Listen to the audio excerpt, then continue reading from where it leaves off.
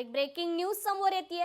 तळेगाव एमआयडीसीतील अनधिकृत बांधकामांवर कारवाई करण्यात आली आहे। कारवाई सुनील शेळकेंच्या सांगण्यावरून करण्यात आली आहे असा आरोप करत स्थानिकांनी आंदोलन केलंय।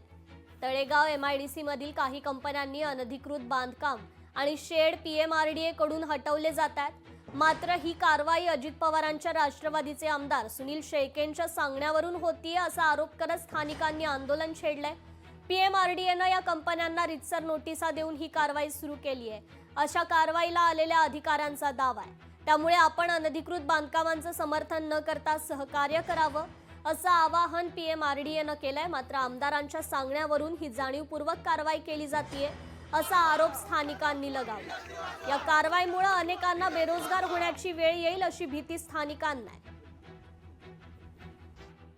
या देशाचे लोकप्रिय पंतप्रधान यांच्या दोन नेतृत्वाच्या खाली हा देश सुजलाम सुफलाम व्हावा म्हणून अनेक प्रकल्प या ठिकाणी या महाराष्ट्रात येऊ घातलेत।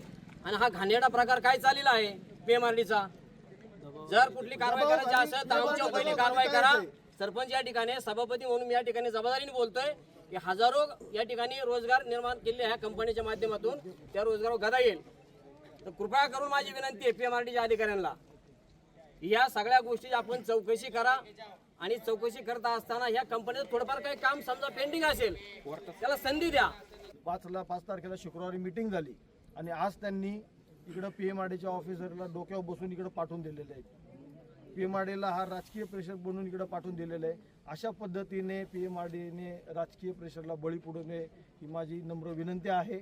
या कंपन्यांचं जे काही छोटे मोठे चूक झाल्या असतील त्याला नियमितीकरण करता येतं, ही प्रोव्हिजन पीएमआरडीच्या क्लॉजेसमध्ये आहे।